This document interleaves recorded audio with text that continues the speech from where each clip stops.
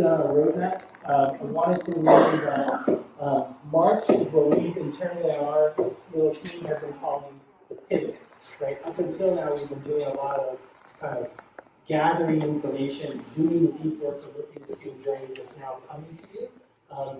And we're kind of culminating with that process. After that, once we hit April, May, June, and then August and September, we're going to be pivoting to themes. So you all are going to identify on March 11th what are the things that you want to focus on within the broad charge, and then we're going to organize meetings around those themes. So if you say, one of the big issues is students don't have enough opportunity to pursue their passions in the way our current system of schools is organized, we'll try to focus time on that question. So that's the way we're thinking about it, that you all are going to drive the curriculum for the second half after this pivot. Okay. Members of the public, as usual, we have public comment at 2 times. Once, anytime there's an item that where there might be potential action, and then once for general matters, for public comment on anything on the agenda and anything within the charge at the end. We will reserve time at the end. You can also feel free to grab this if you want to leave comments and not stand up and give comments. We will make sure those are all available to the task force members. So you can feel free to give comment either on a card, through that, or at the end if you sign up.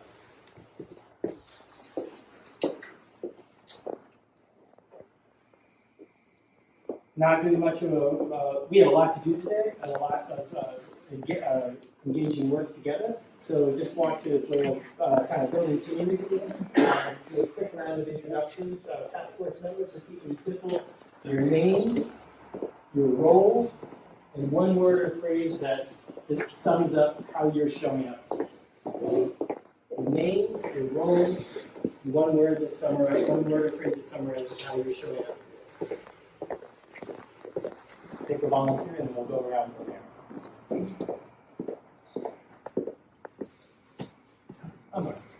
Amber from Johnny, assistant principal. I'm showing that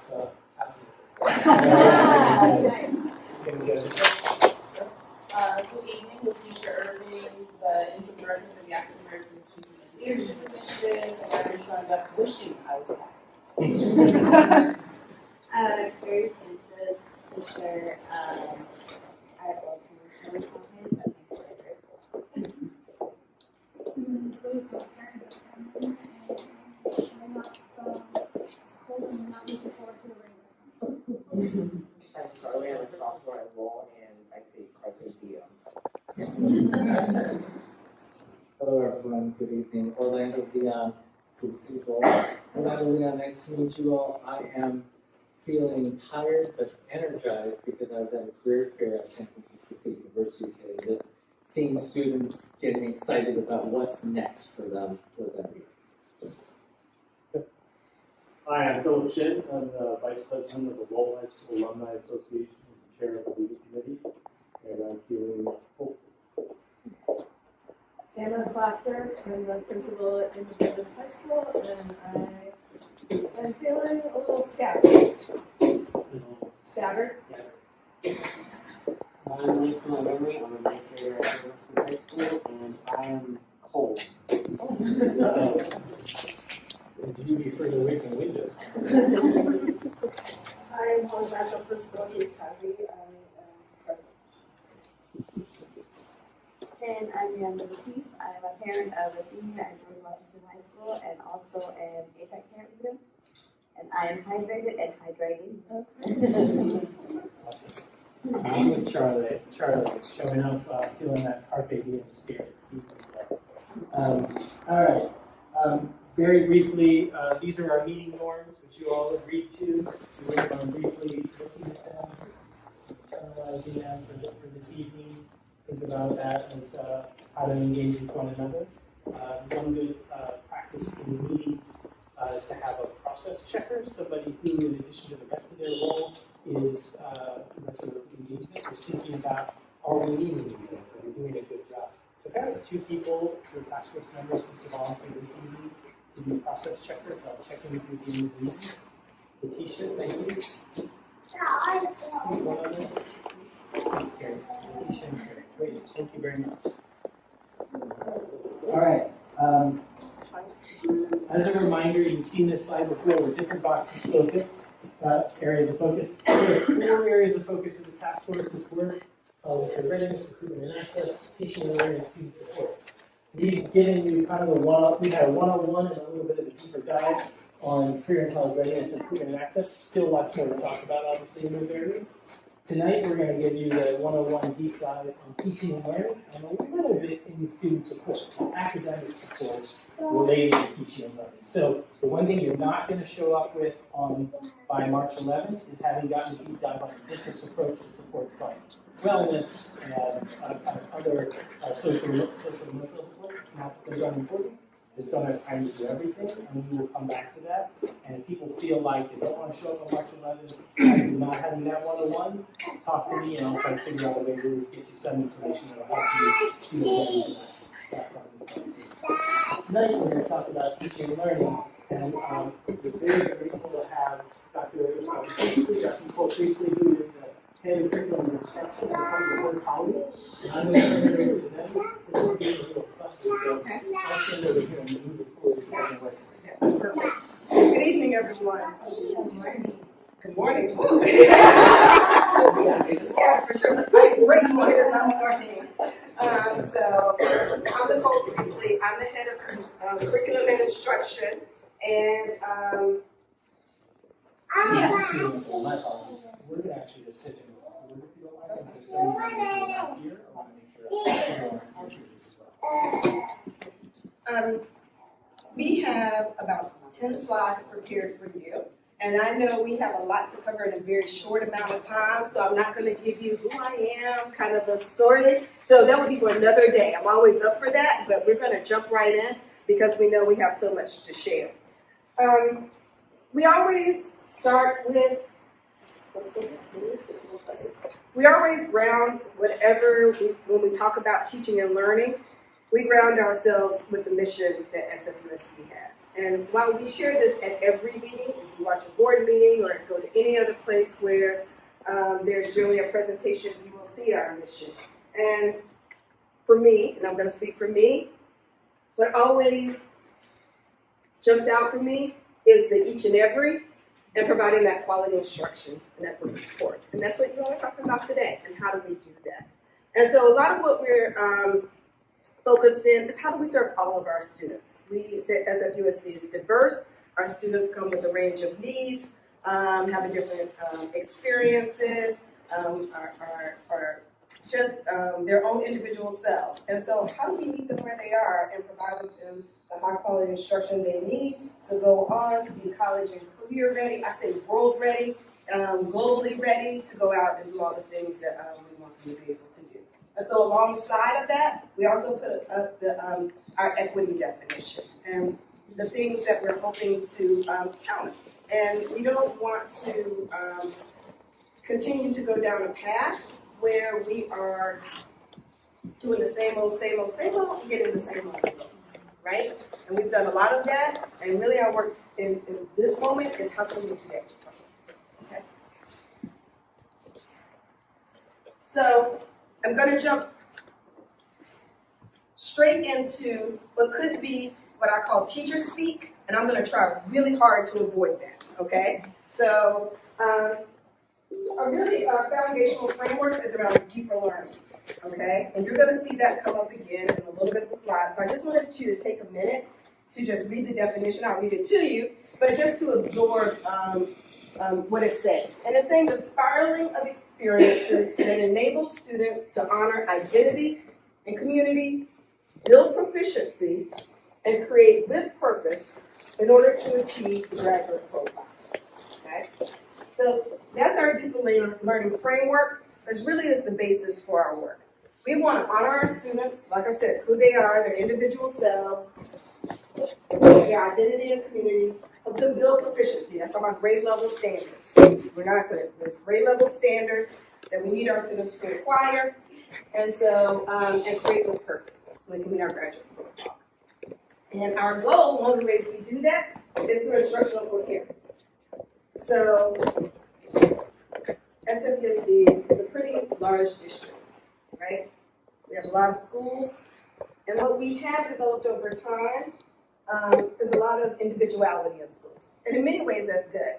But there's also some things that allow for inconsistencies where we don't. And so in building instructional coherence, how can we ensure that all of our students are having a teaching and learning experience across grade levels and across content areas that is grade level proficient, that meets their needs, and allows them to graduate from SFUSD college and career. So I'm going to keep saying it. I also want to take a moment to say, if you've looked at our data, and I don't know if you all have taken the time to look at our achievement data, it's really like the tale of two cities. We show that some students are achieving and achieving at high levels, and we also have some students who are not there. And those tend to be what we call underserved populations. They're often students who look like me, our Black and Brown students, our NHBI students, Indigenous students, and our Latinx students. English language learners, and long list, our special education. I don't want to leave anybody out. I see Ms. Martin. And so I don't want to leave anybody out. The students we're not grasping. And then there are students that we are touching very deeply.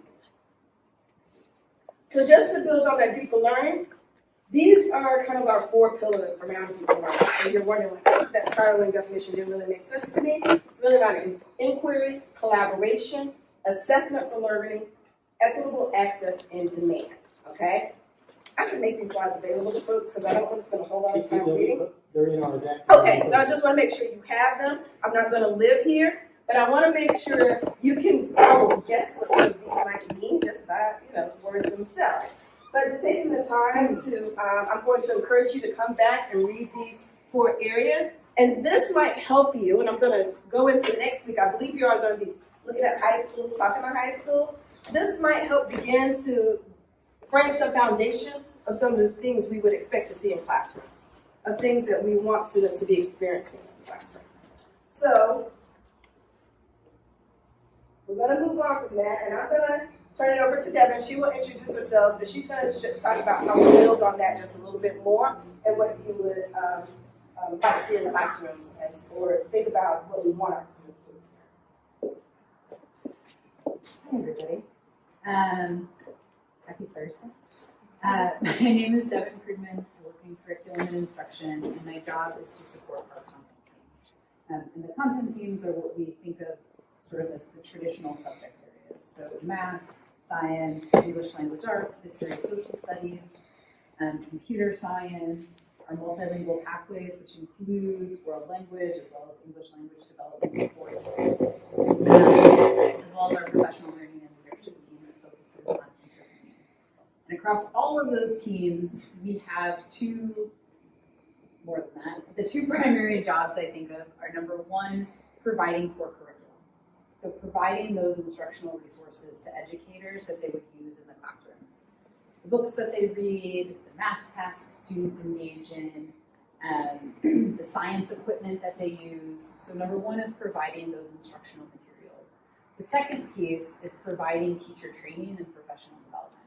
And that teacher training is both inclusive of how to use that core curriculum, but also how to maximize it with certain instructional moves or teaching practices that we know from our end are in service of reaching our student outcome goals, particularly around equity that Dr. Priestley spoke to. And so we want to make sure, among the content teams in curriculum and instruction, that we do the best job possible. And so, in terms of the practices that we ground ourselves in, they are deeper learning that Dr. Priestley just spoke to. And where we are currently working is on the quality of implementation or operationalizing those deeper learning practices. So as Dr. Priestley spoke to, you may go in one classroom and see this amazing collaboration where students are working together on shared tasks and everybody's talking and all of that learning is shared. And you may go into another classroom where you see no student talk with one another and all students are independent. So part of what we're trying to do is figure out how we can have that instructional coherence in our core content areas so that families and students can have a consistent, high-quality teaching and learning experience. And so we want to know how can we do a better job to support educators in that endeavor. We have a couple of levers for doing so. One is around socializing or sharing that deeper learning framework. So part of it is using it with principals or with teachers, getting them familiar with the language and feeling bought in. Thinking as a teacher, yes, I believe in inquiry, I believe that student questioning is important. I want to know what my students think. So we want to share that learning so that people are familiar with that language and those practices.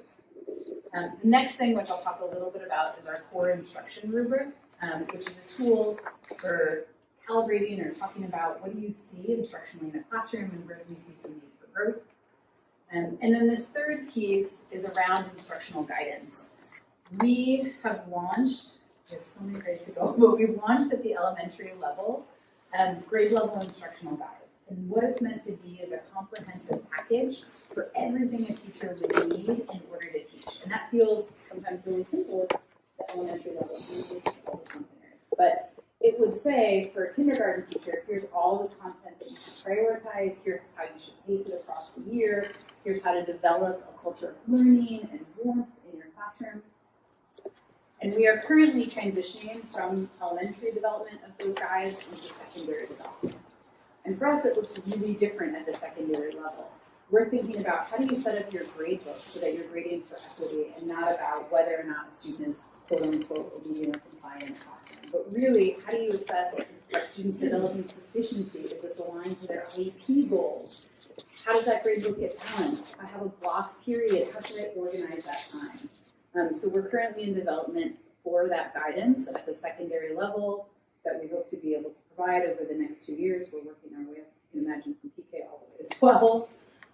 But again, really trying to provide explicit, coherent, consistent information to teachers on best practices and a guidebook for how to implement in their classroom.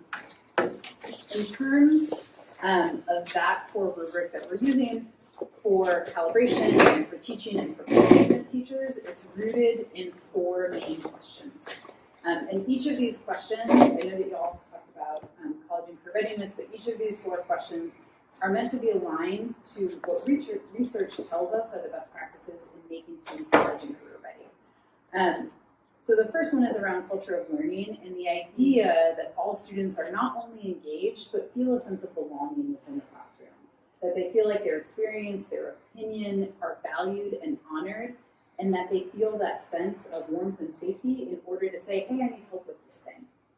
And we know that while that's not the same in terms of academics as essential content, we know that's a key building block to college and career readiness, and it opens up the door to essential content. The next piece around essential content is whether or not all students are learning content appropriate for their grade level and subject area. Do all students have equitable access to grade level standards? We know that that's necessary for developing proficiency. In terms of academic ownership, we talk about whether all students are responsible for doing the thinking in the classroom. Again, to that point of inquiry, are students carrying the thinking in the classroom, or is it the teacher? We know that for college and career readiness, when that lives with the students are more likely to develop into proficiency.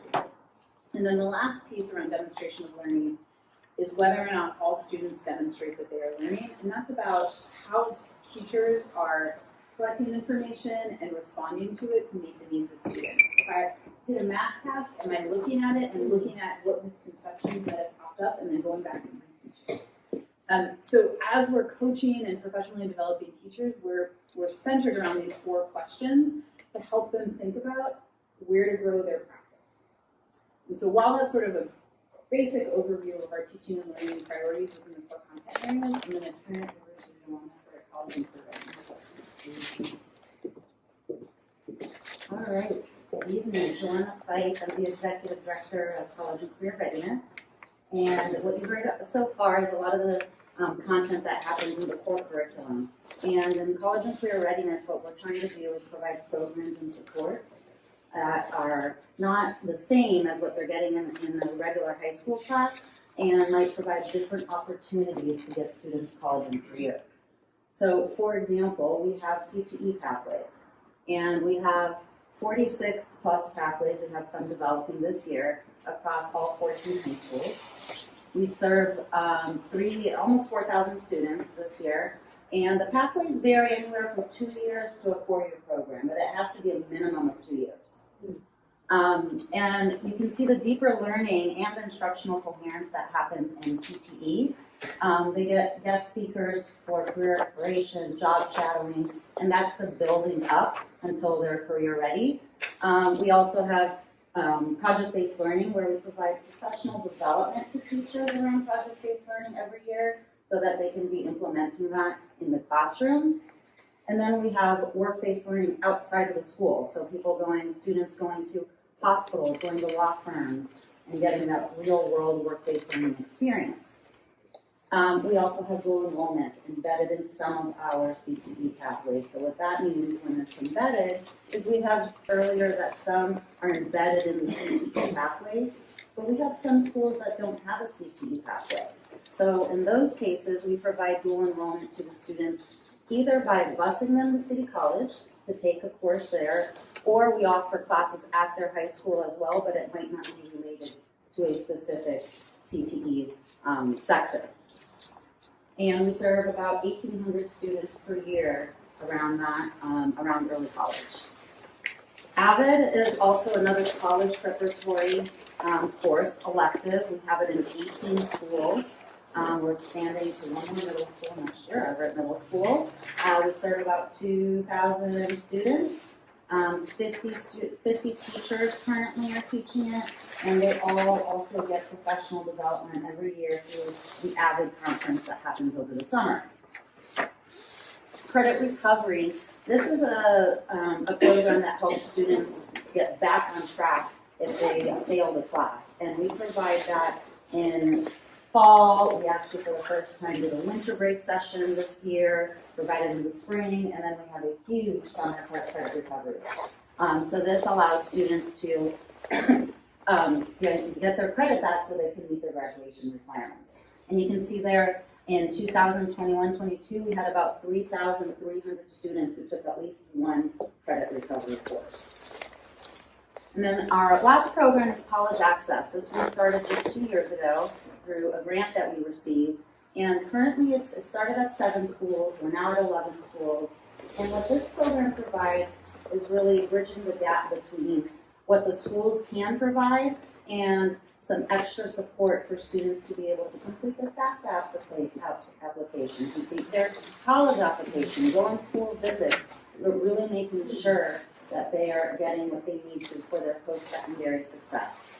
And we also, that team also runs in the summer a summer melt project where they're calling every single senior to see where are you at, did you apply for your college, what else do you need to do to get in there, or did you apply for the program, the apprenticeship you're getting into.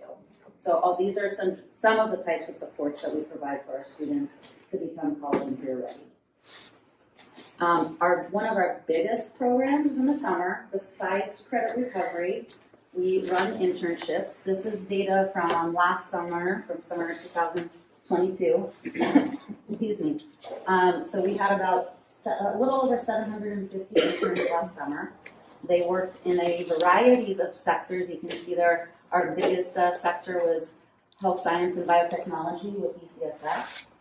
And then we have building and construction, architecture, public service, all sorts of different sectors that students are getting hands-on experience with industry partners. What's not shown on here is we have another 600 or so students that are learning to be educators, that they're placed in our summer school with elementary schools and ESY, working with teachers to become educators in the future. And in this box right here, you can see what our demographics were for last summer, which pretty much mirror the district demographics, but we are always trying to increase our access for our most underserved populations. But this was one of we've never had 40% of Latinx students before, so that was a great accomplishment for us. And that is our presentation. Thank you very much. So, let's take a few minutes for questions of understanding, things that you want to learn more about from the team at CNI before we pivot? Actually, before we continue on, we have a task force member who's joined for the first time this evening. Sheryl Davis.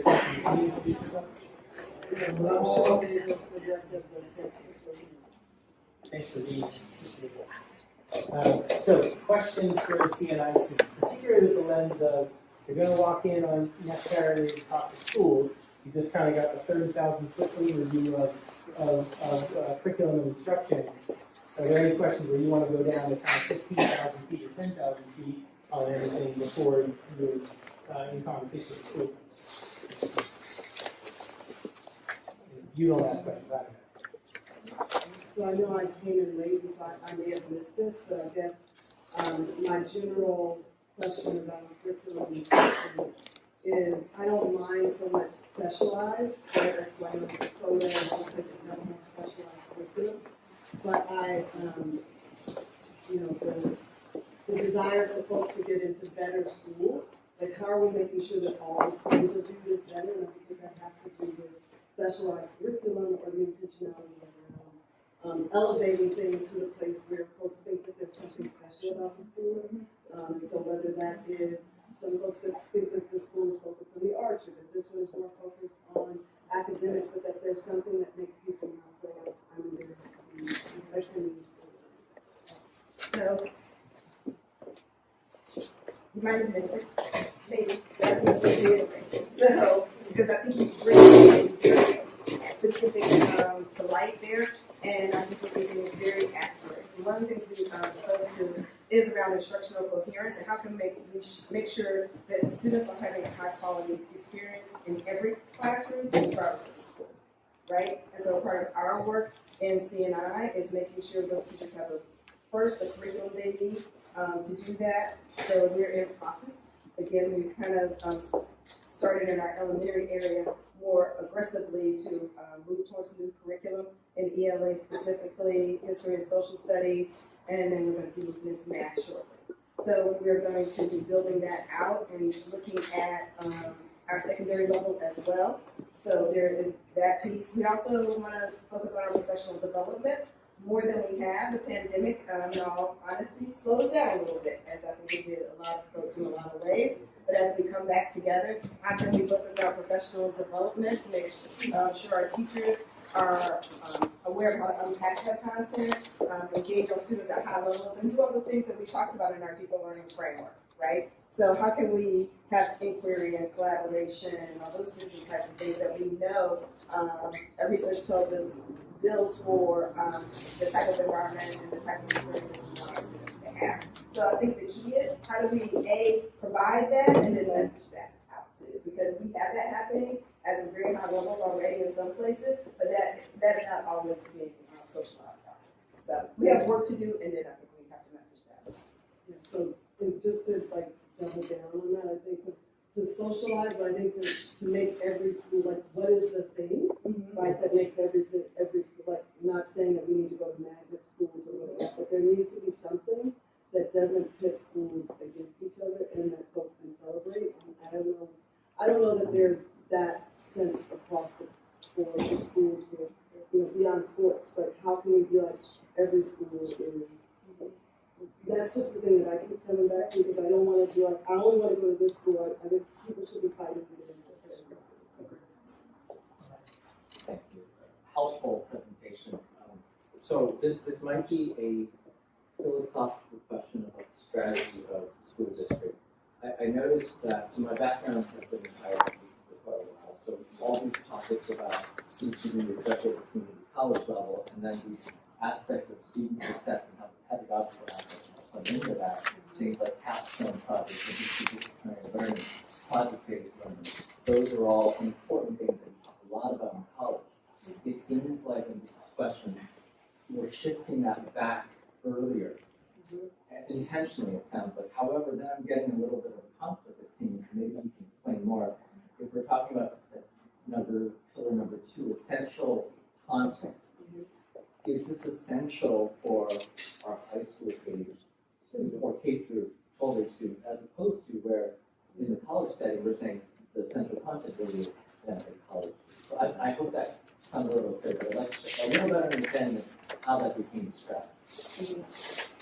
if it's a strategy as much as it's an experience we want our students to have. So I'll let Joanna speak to the capstone and how that comes to be.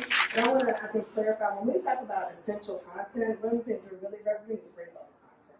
Making sure students are in their core classes, that they are having access according to the standards, the instruction that they need, and the content they need at a certain level. That would ultimately lead them to be college and career ready. The capstone is the type of an experience that you can have to demonstrate your learning, right?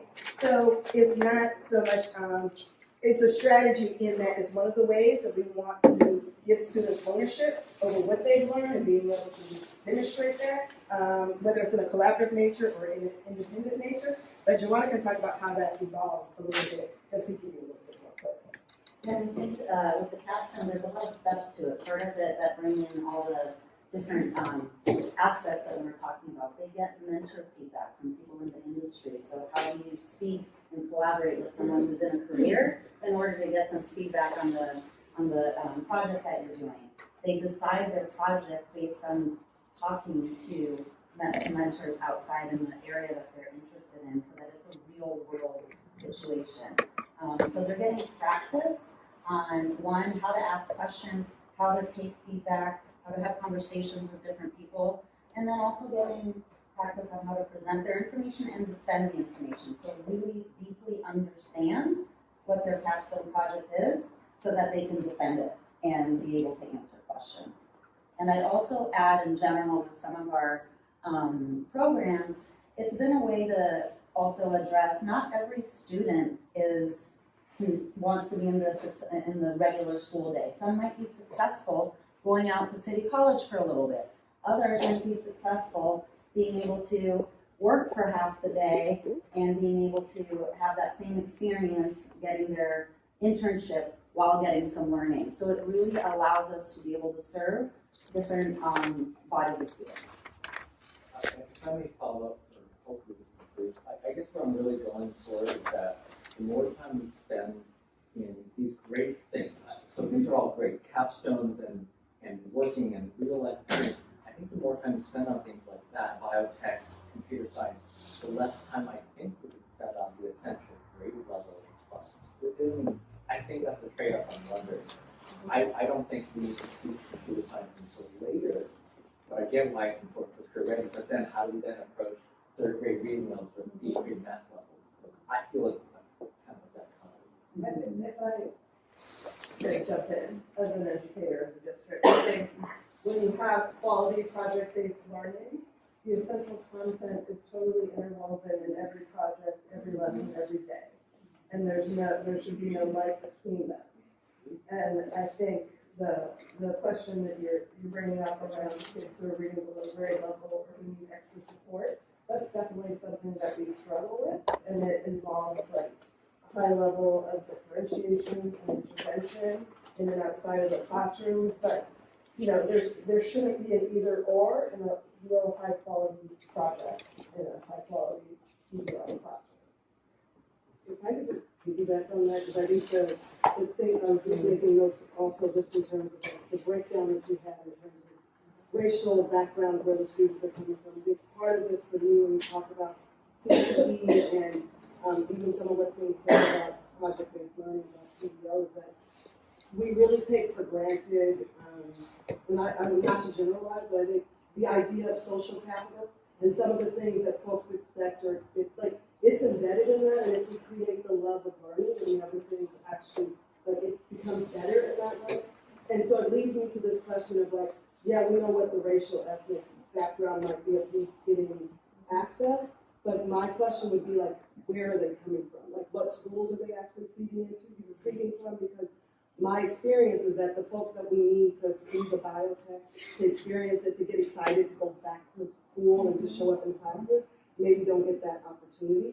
And I think that there's also, and just by way of background, I was a teacher and I worked in private school, and I know that the things that we think need to be separated out, typically in more, in different schools are embedded in that, right? Like that experience and that the experiential learning is a part of that, and there's not any light between them. Like the expectation is that we're teaching people so that they can live, but not so that they can just learn and like spit it back out. And I worry that we spend so much time on standardized tests or the disconnect that it doesn't seem relevant, especially I was in a meeting today with somebody that said that is like a spoken word artist, and he's like, it wasn't until I graduated school that I realized that I could read for the love of reading and not just appease my teacher. And I'm concerned that our education stuff does not teach a level of reading. So I want to just recognize that we have some of the things we're going to accomplish tonight. The conversation that's been happening feels like a really good theme to drill down on with the schools and then have some questions that we maybe can follow up further on. If you have other burning questions, like I really need to know this about teaching and learning before I walk in on March 11th, or I'd like to know as soon as possible, write them down, give them to me, I'll collate them and give them to these folks, and we'll see if we can respond to some additional questions. But thank you very much for being here tonight. Thank you for having us. I will note one more time that we're still not at quorum, so this is all still not in the bounds of an official meeting. We have 12 and 14 for a quorum. Just want to keep noting that context for this session. We're going to move now to, can everybody make sure, those of you who are task force members of the table, that you have one copy of this document. Somewhere on it, put your name on it, bring it on March 11th. You're going to use it today, but on March 11th. And Jeanette, I think we should collect up the rest and then make the reports available to members of the public, and then keep these for the other. So we're going to talk for about 45 minutes about looking at student journey, which is something that we've made a lot of reference to over the course of the last several meetings, but we haven't gone in and actually dove into what it's about. So in order to support your work as a task force, we've been engaged in this process, which is designed to lift up the experiences of students, educators, and families at our 17 high schools. There are 3 sources of data that we collected in order to support schools in their meeting.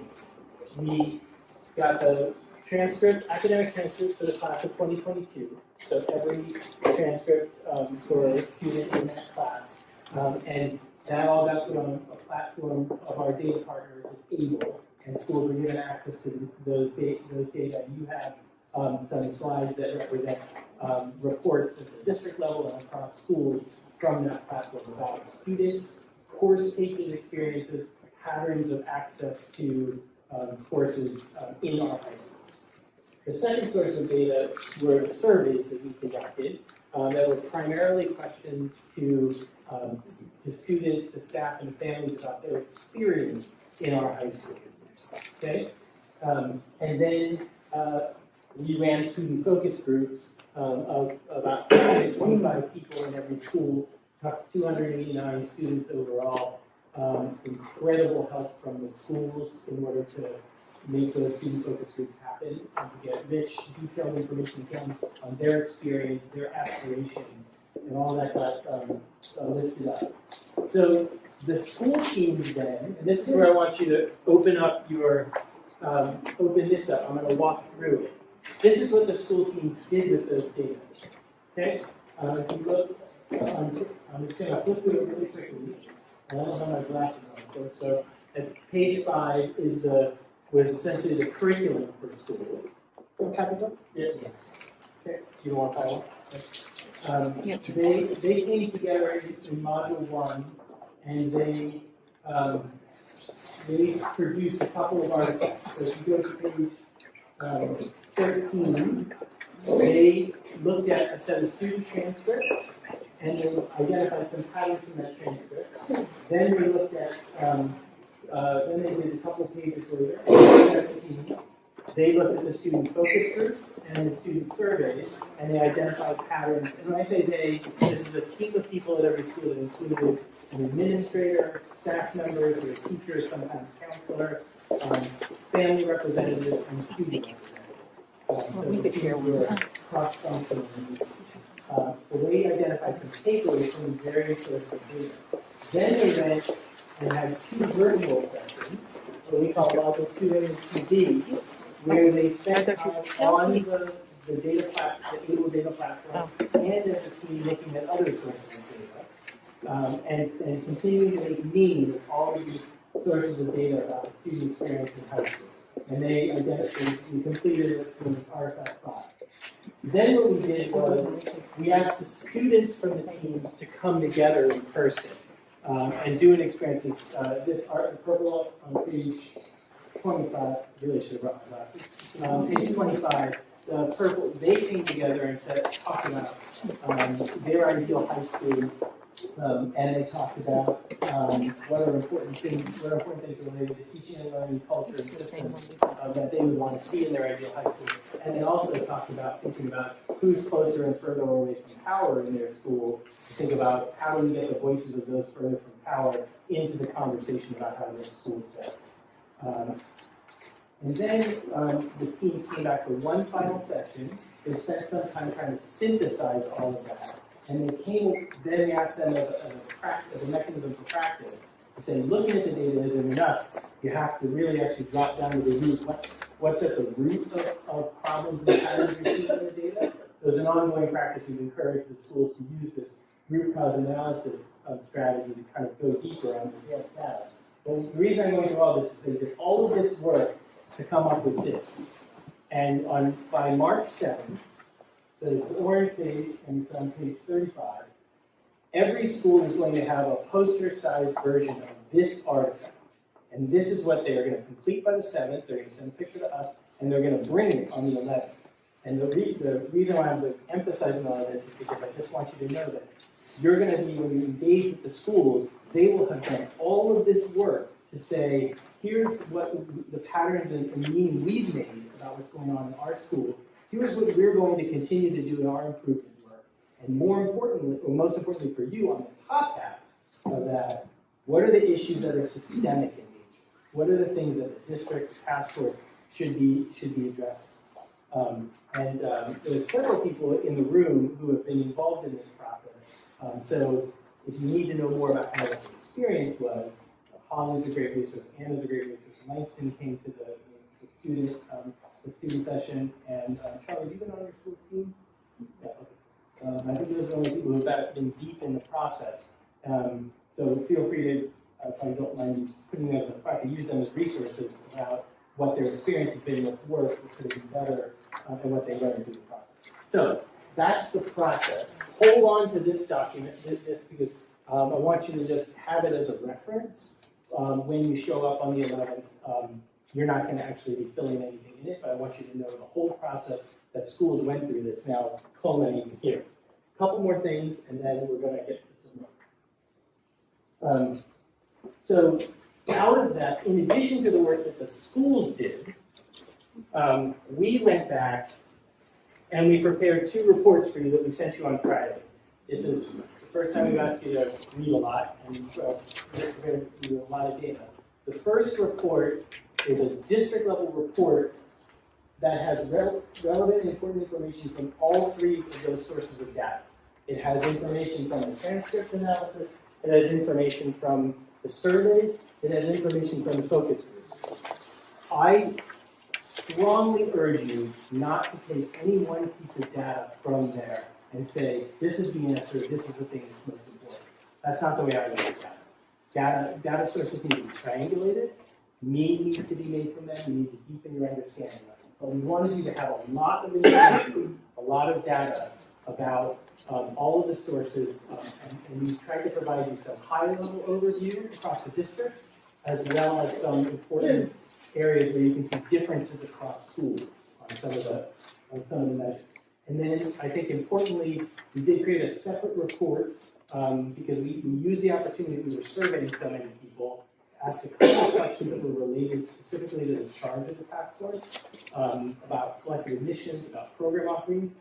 I put them in a different report. We put them in a different report because they're not really central to the looking at student journey experience. We didn't ask schools to look deeply at those data about what we should do about admissions at Lowell, what we should do about admissions at SOTA, what additional programs we want. We focus the report to schools on what's their experience and what do they want to lift up from their experience.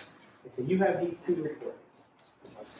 That is what I wanted to share with you. So what we're hoping to do, and I think we're going to do it in about 35 minutes, is I'm going to give you a few minutes to just ground yourself. I'm hoping that most of you have an opportunity to read through it, since I said that like really big in an email to you. But you may have, some of you have done more. I know Charles didn't get it. I want you to go back and review the reports. And what we really like you to do, spend a little bit of time talking at your table about is what patterns are you seeing in the data that are most important to your task force. This one, the idea isn't to say we're going to decide today what's most important. This one, you to start surfacing some patterns amongst yourselves.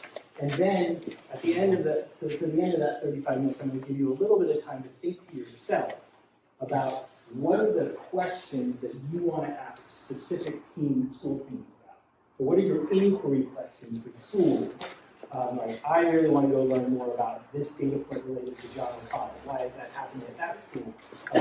What's going on there that we can or what's really going on with these three large comprehensive schools that are all, where the data are all saying the same thing, right? So I want you to sort of identify your questions. So that's the agenda I'm proposing for tonight for the next 35 minutes. There's a little bit of time for quiet reading, some table discussion about patterns you're observing, and then some time for you to identify your critical questions for the school team. Does that sound right to you, or is there, do you all want to go in a different direction while I'm reading our time? I'll let you read, and then in a few minutes I'm going to prompt you to start having a conversation. All right. Write down that last thought. And as a preview, that is all you have for homework before the 11th. So if you didn't finish your task of writing down questions, write them down before you show up on the 11th. There's no other homework for the 11th except familiarize yourself more with the report if you're still getting familiar with it. That's the homework. All right. We are going to go on to our last topic for the night. And by the way, I'll make an announcement formally. We do have quorum now. We did not have quorum up until about 15 minutes ago. So now we can officially be understood as having been constituted as a meeting this evening. Okay? So you all have seen the charge many times. One of the charges of the high school task force is to examine admissions policies for both selected admissions and comprehensive high schools. We've had a couple of conversations about that. And there's a specific piece of the charge that says, which we've said to you several times, that any recommendations that impact students who will apply to high school for the 24-25 school year shall be presented no later than April 30th, 2023. Task force has the sort of full duration of your time together to make any recommendations about this topic and all topics.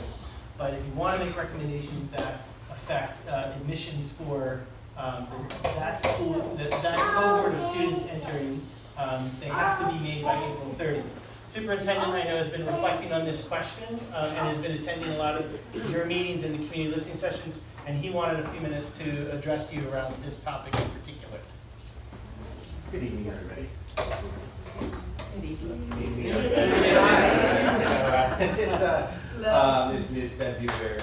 March already. Wow. Today was Read Across America Day. And I actually want to share a number of reflections. First, you've gotten to see the initial reports. And first, there's two of them representing our students. But first, let's give a shout out to our students for sharing and responding, like really engaging this process at the school site. So you're getting this for 8,000 students who responded, and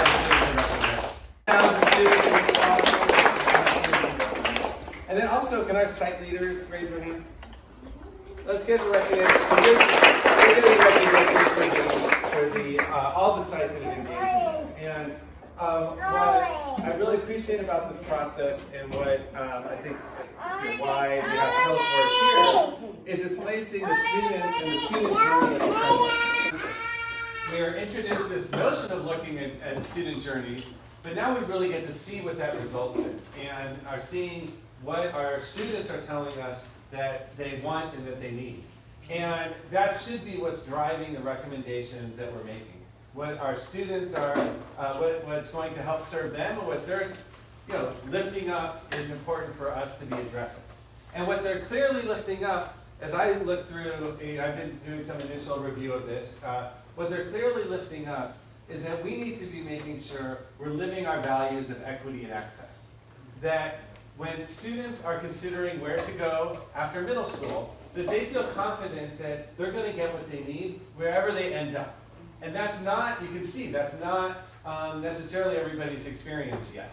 And we have an opportunity in this group to make recommendations to really transform that. So so students and families see like, we're getting what we need from the school that we end up in. And in order to do that, we're now at a critical point in the work that's being done. Right? So we're going from, when you look at the task force charges, we've now done, or you have done a lot of work that kind of culminates on March 11th to gather input from the community on what it needs and understand and summarize the current portfolio of districts. So now we're shifting, after March 11th, that's going to set the stage for, okay, now that we understand the needs, and it's equity and access and making sure our programs are all lifted up and highlighted, and that there's the right choices for our students. And so now that we know that, we need to make recommendations around that we can then implement. And so, the way this was set up in the resolution, it had this point that I'm seeing kind of has become this artificial point around making any recommendations for the 24-25 school year. So I just wanted to share, as I've been reflecting on this, because ultimately, it's set up, you make recommendations to me, and then I decide what to do with them and go to the board, is that I really don't want recommendations made in isolation. I want recommendations that are for our whole high school portfolio, so on charge 3, and recommendations around admissions for comprehensive and selective schools, because I've been hearing, both processes can be challenging for our families. And so I want recommendations that address the whole portfolio of schools. So I don't know what your reflections have been as you see the charges, and there's this timeline here, but like I said, looking at the process we've gone through, it feels like it would be an artificial point to have to stop and say, we're going to make comments on a particular policy or particular schools, and I don't know that that's going to really help move forward. What, again, going back to what we're hearing is needed, is a whole, I'm not even, addressing our full portfolio of schools. And I was going to say a whole re-envisioning, but I don't want to say that, because what also comes out of this, there's a lot of good things in our schools that people don't know about. So some of the revisioning is just re-communicating what we're about, but there's an element of revisioning what we do in high school that is a unique opportunity we have here. So I wanted to share those reflections. I mean, ultimately, you all are a group that get to decide, what recommendations you're going to make and when. But I'm telling you, for me as the one who will move forward with them, I want to see recommendations for the whole for the whole portfolio of schools. So I wanted to share that reflection I had as we go into March 11th and really go into phase. We didn't call them phases. Did we call them phases? I'm going to call this phase 2. As we go into phase 2 of developing recommendations, I wanted to share that reflection and give you as a task force an opportunity to ask any questions or share any concerns about what I just shared.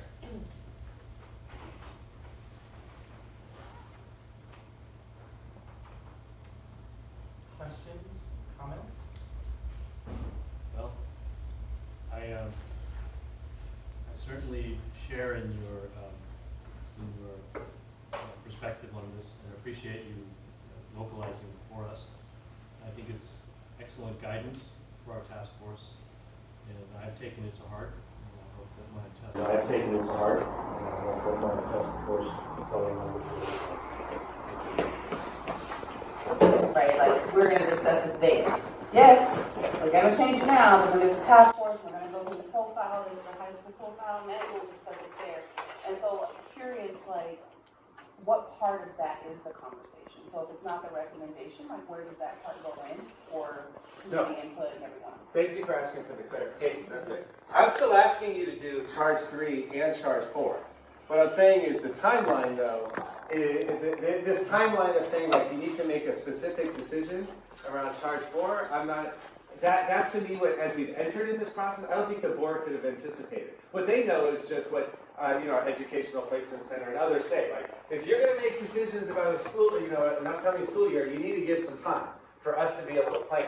But I don't think we had they made the decision, but even when I started this, didn't have a picture fully of, like, how this was going to play out. But I do want to be clear, I'm expecting recommendations around for both charges, but those, and when, you don't need to separate them out and try to implement something on a different timeline than every other recommendation you're going to have. Dr. Wayne, can you just verify what I think is the task force's understanding, our understanding, that if the task force were to decide to hold on any recommendations on anything until September, then the direct implication around selected admissions would be that the entering class for high school for 24-25 would use the existing policies that are in place right now. I think that's important for the task force to just be reminded. Yeah, so that was include that, yeah, because otherwise, so yes, that's what this is saying. Because if we're going to change things, we need lead time, which is what this is saying. And so it would keep what we're doing now, but that's why I want to. It would keep what we're doing now for the following year. But that's why I appreciate what you were asking, Laticia. The data clearly tells us, and again, we're listening to our kids, we need to do things differently around our high schools, around both the policies, practices, and programs, as well as the whole experience in our processes for admissions. But if we try to change that piece before everything else, that doesn't feel like it's going to help with the implementing the overall recommendation. So to be clear, it would mean that we continue for another year kind of as is,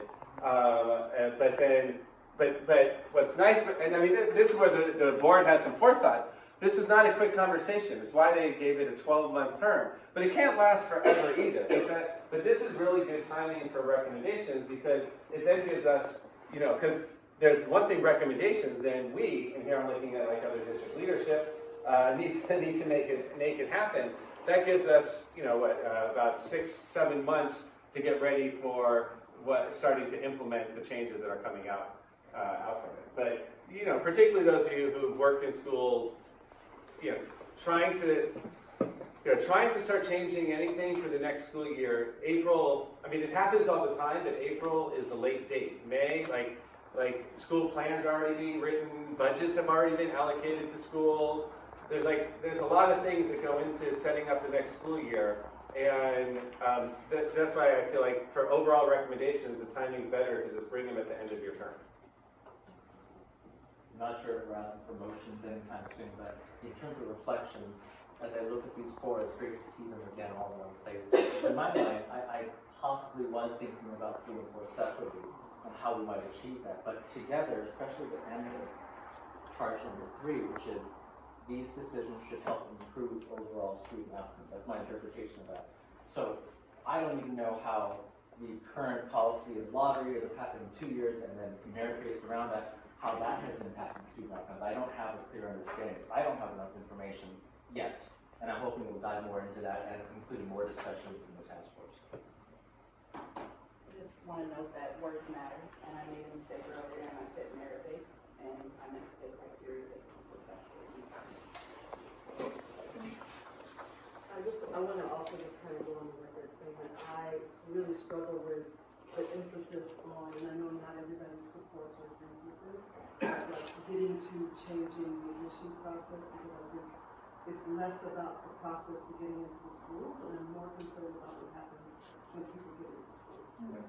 And if we're not addressing what's created some of this competition, then it doesn't matter. Because whatever we decide, if we leave it the same, if we go back to the other thing, and we haven't fixed the fundamental issues that are happening in the schools about like why people want to go to one school over another, then it doesn't matter. And I just think we have to get to a place where we are focused on better student outcomes, so that people don't feel like I'm only going to get a good education in 2 schools and the rest of them move my That's a much better, more succinct way to say what I'm trying to say, because exactly, if you separate them out and only look at one, at 4, you're not addressing what really is. So I know that's not popular, but I'm just saying that this is what I've said all along. Like, I don't want to figure out how to get more people into these schools. I want to figure out how to make all the schools fit. Well, I'm sort of fear that the things that are getting in the way of all the schools being good are really outside our locus of control in many ways. And I wonder if, whatever decision we make, how will it be perceived when there's so much, investment, like all the folks who are here, if whatever we decide, is it going to matter in the face of lawsuits or money or other, agencies, and power players? Anyway, so I'm feeling a little down about that. Well, I hear that, and I side nods, and I'll say, and I'll address this looking at everybody in the room. What I've seen about this and at the community meeting, I mean, there's some collective energy, even though sometimes it feels pulling in different directions. There's some collective energy, and I think there's definitely a commitment from the Board of Education. So I can speak for myself for sure. But then there's definitely a commitment for the Board of Education of recognizing this is a unique opportunity, and we don't want this the process they've set up and the work that's being done to go to waste and be one thing that just okay, it was all, we met, we made some recommendations, and now it's with the rest of the recommendations that have happened over the last 20 years about name whatever topic they got. I mean, things have changed in this district, but there are a lot of experiences people have had, that it's felt like that. But I think there's too much of an investment and too much at stake for our students to just not push forward whatever comes, whatever comes out of it. And I think, again, this is where I'm maybe getting a little ahead of myself, but this is why I wanted to come and share too. You're to some extent an independent commission making recommendations to me, but ultimately the district has to implement them. So it feels like there's appropriate dialogue that needs to happen. So that's why I've been coming and coming to these and listening and seeing, because ultimately I'm going to be responsible. We're collectively, but in the end, I take my job very seriously, and I'm the one at the end of the day who works to improve policies, practices, and programs. And I don't want to. I want this to be meaningful, and that's why again I'm sharing some reflections now to make sure that we're staying on a track that leads to recommendations that we can really move on. But that doesn't mean the recommendations aren't necessarily going to cause consternation among people. We need to, I'd say that's a given in any community, and hey, we're in San Francisco. So what Dr. Ray shared connects to, we had talked about bringing back to you, we've had multiple conversations, surveyed you about this, about in order to meet the early deadline for recommendations related to admissions for the class of 24-25, we might need to augment what we're doing. Any reflections on what the superintendent shared? Basically, does anybody want to push for making recommendations early?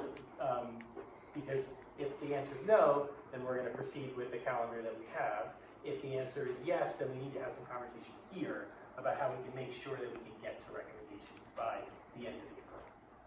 So now this is where I step back. You get to decide what you. Because again, you're on the task force.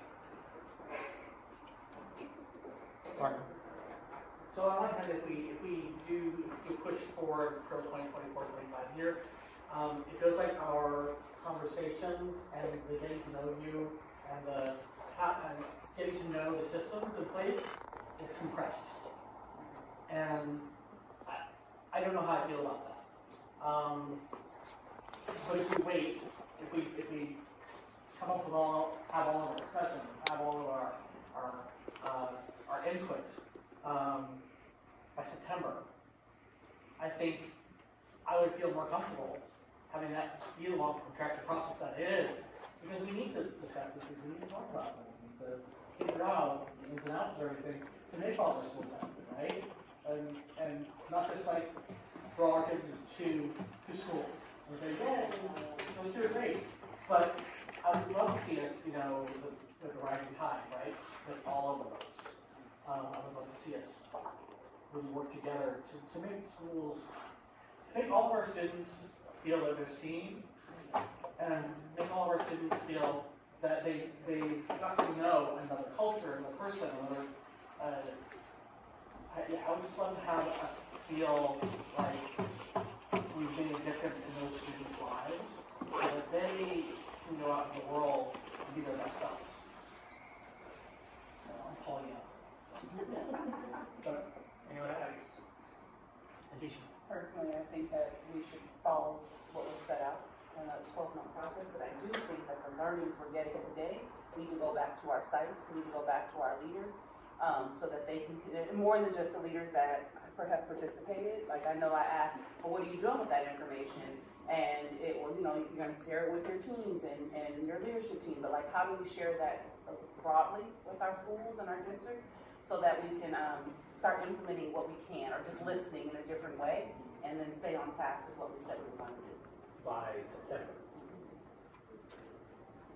But we can't sit on this stuff. Like, this stuff needs to go back to the people and to the community. So I wanted to thank you for sharing and doing all of these reports. But one of the things that I think is going to be important in the conversation is focusing on vulnerable populations. And as I look through this initial report, and I know that there's more information coming, what I'm not seeing is our individuals with disabilities specifically being called out. And if there is a focus on the whole school portfolio, it's going to be incumbent upon the task force to really look at that, especially because of disproportionality in special education and how it relates to the portfolios and the high school experience. So I just want to kind of say that. We haven't gone down into programs, however, programs that are focused on individuals with disabilities, especially in the high school space, I think really are important to post-secondary outcomes. And so I would like us to really think about it more as a way, as a way to change the system. And I appreciate Ms. Erving's comments. We're in a state of urgency right now in education, and we actually don't really have a whole lot of time. So I really would love us to think about recommendations that are going to be compelling and that will be equitable, as well as really holding back on what we need more information about. And so I think that's what I'm prepared to do. One of the things that Parents Public Schools has gotten a lot of feedback on has been individuals with disabilities, and just, where are they in all this? And I think that's just a really important question that I want to bring to you all here. Great. Last comment. I want to add on to that, because I do think these things are always hard, because the folks that get centered are the people that come out, right? Or the people that participate or that understand the process or are not intimidated by it. And so talking about where the deeper dive is, or where the conversations are, or where we go. Because I think we make these decisions and things are happening, and they're impacting the people who have never been to a meeting, that don't know meetings happen, and that is a large swath of folks. And they're the people that usually nobody wants to be in school with, right? Like all the labels and all those things. And I just really think that it's important that we continue to do this work. We figure out how to hear from the folks who are not at the table, and that people are glad that they don't fill out the survey, and that they don't come and they don't show up. I think that's really important, and I struggle with how we make these decisions, because usually the people we're talking about, we've never talked to. Okay. As one process thing related to that, we're going to come back to a little bit later in our curriculum, like after we have March 11th, you're going to get all of the reports from the community listening sessions, and at that point, we're going to ask you directly who haven't we heard from, like and then we're going to ask you as representatives of different communities to help us get to people we haven't heard from, because we're not going to make decisions without you collectively feeling like we've heard from the people we need to hear from. So I'm going to assume, based on the conversation, that we're going to proceed with not moving toward the expectation of formal recommendations by the end of April for the related to 24-25 admissions, but that we all hear, as Laticia was saying, that we give a really clear message that the data and the meaning making that's come out of the schools really needs to be heard by the district, by Dr. Wayne and his staff about, and I know Davina's already taken a lot of feedback that she's gotten and started to implement some things that are changes, and that needs to continue, right? Like there needs to be real forward momentum from the process the schools have engaged in. Is everybody comfortable with kind of that summary? For proper procedures, you need to vote on. I don't think so. Well, I'll put forward the motion. I'll put forward the motion to align our recommendations to have a comprehensive set of recommendations for the September milestone. yeah, we'll have to. Is there a second on that motion? Seconded by Martin. Any objection to that motion? We're going to create space for public comment overall. Does anybody want to comment particularly on this question, the motion that's on the table? Can you read your motion back, please? Sure. The motion, we want to say it one more time. I'll try my best to repeat that. I'm putting forward a motion that we align our comprehensive set of recommendations charged to the task force for the September milestone date.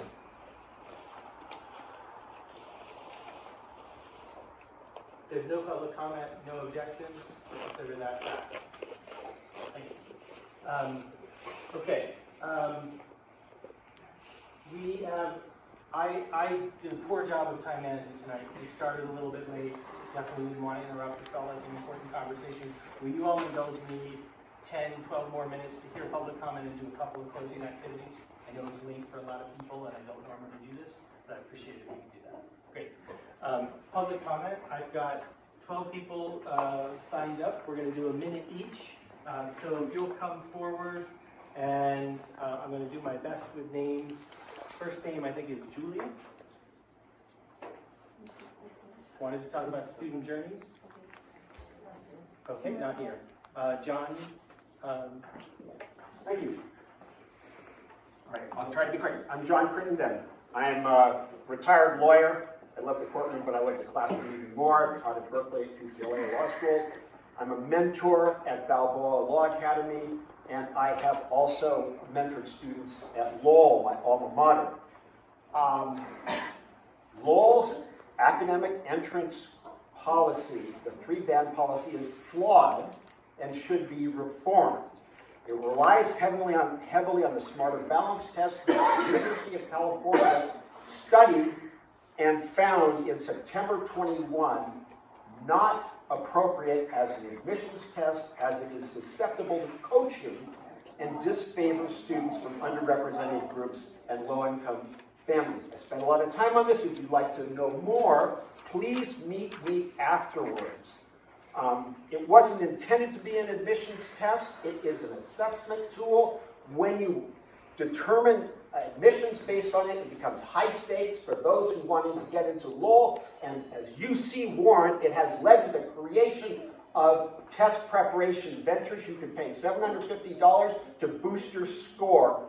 And that's not fair, and that's contributed to the underrepresentation of Black and Latinx students and the problems listed in the student pathway report on pages 7 and 8. So sorry to take up more time. If you're interested, please meet me afterwards, and I can tell you a lot more. Thank you.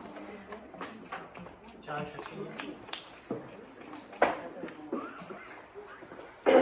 Good evening, I'm John Trasvina, proud product of our public schools. My mom was one of the first bilingual teachers in San Francisco, in middle school at James Lick. And that's the group that you're missing out on, the middle school students. Part of your task is to make recommendations about students who apply to high school for 2024 or later. You've gotten a lot of data, and you're going to be taking a look at it. But what you haven't gotten is any information about the kids at Aptos, the kids at Denman, the kids across out in the middle schools. So I applaud all of the work that you've done, and I certainly appreciate the superintendent and his words tonight. But so I humbly ask you to do more, which is to try to find out what's going on in the middle school, so that you can then say you can have some idea about the students who will apply to high school. So I appreciate all of your efforts. Mr. Crittenden, who just spoke, I've known him since we were in junior high together. He's a year ahead of me. I've always looked up to him. He happens to be wrong on this issue, but we'll debate that for another day. Thank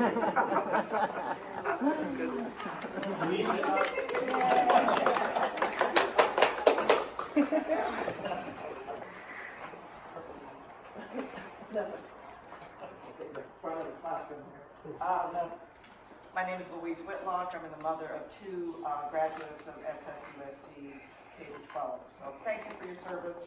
You know, labor of love. You come out and spend time and you could be with your family, having fun, and so forth. I've been following the task force proceedings. It's unclear to me how you will be tackling the number 4 issue about examining the admissions policies for the selective admissions and the comprehensive high schools. It's a controversial subject, especially with regard to SOTAs and Lowell's merit-based admissions policies. Thus, I think it's important for the public to specifically understand how this topic will be handled in terms of process and procedure. I'm also unclear how you as task force members will vote on this matter. Will it be your own personal opinion? Will it be based on criteria? What are the criteria? Will it be weighted? I mean, how does that work?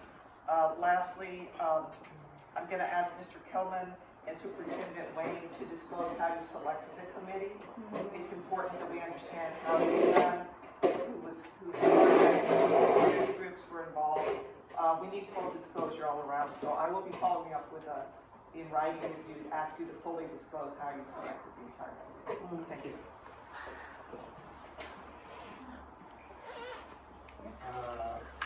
Forgive me, Anastasia. Hey, good evening, everyone. My name is Annastasia Wong.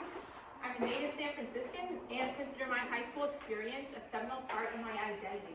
I'd like to point out a few observations regarding the task force. First, public sentiment is overwhelmingly in favor of leaving admissions to Lowell intact and alone. Kelefors survey shows that 89% of families support using academic admissions criteria into Lowell. This comports with numerous other surveys, including the San Francisco Standard. Second, we all need more data. We need to know how many applied, how many were rejected, and what schools were these students from who applied under Lowell's 3-band system. So far, no data has been made available to the public, so we cannot conclude that bands 2 and 3 are not effective. We need more clear and uniform. We need to know this information because San Franciscans are in universal support of merit-based admissions. Leave Lowell alone. There's plenty of other problems with San Francisco schools. Thank you. And questions on English. And if you want to have a school where you take the bias and facts, and even then it's tough for them to survive, you probably want to have a test to establish the candidacy for such a school. We take a test before we're allowed to drive. We take a test before we even grant you citizenship for the United States. Why should Lowell be any different? The commissioners who dared vote to modify the admissions policy for Lowell, they got recalled at percentage rates of 70 to 80%. Unheard of in any legitimate democracy in this world. So the consensus in San Francisco is clear. Leave Lowell intact and Lowell. Thank you. Good night. I'm Sheryl. My daughter's Sheryl. went through the variables and also witnessed the 2 years of lottery. I think from the student standpoint, from what she has observed so far, and also she has spoken to many other students, seems like, you know, they feel like they are in the school that they chose, and they are the one that made that decision to be there. So same thing like my daughter, I didn't tell her to go. I actually told her otherwise. I told her just pick an easier school, but she's the one who actually wants to challenge herself, and she felt like she can do it, and she actually got in based on you know, how the work that she did to get into. So I think we cannot assume all kids learn at the same pace, and we have to have a school for kids. So having it in a school that I think it's just kids chose to be there, so we have to listen to them. Look at the survey that you did, and that explains, you know, it's not one size fits all. So I really hope we consider that student-centered, meaning listen to their voices. Thank you. David Chu, Susan Wong, Sheryl, Blackwell.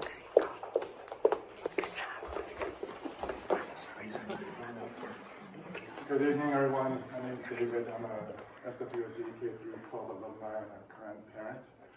You've heard me speak in front of this task force at the last meeting about the importance of having good transparency for the results of this task force's work to be trusted. We just received the packet this evening summarizing some of the survey results. Just want to provide transparency to all of you that Mr. Kelemen and I exchanged some emails where I asked to see the raw data of these survey answers. I'm not interested in anyone's personal information. I just wanted to see the raw data to see if any additional insights can be gathered from these survey responses, or if they could be looked at from a different perspective. I was denied access to that raw data for the reason that it's too much work to de-identify the survey results.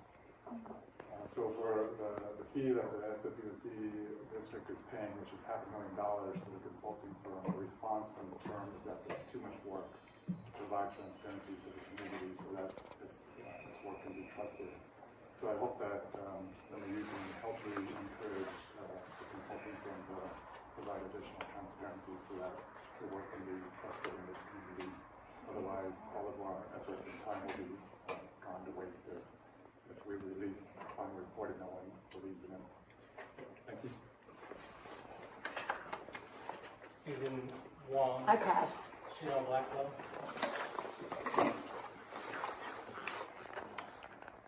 Hi, I'll just make it quick. I thought I was going to sign the sheet, but So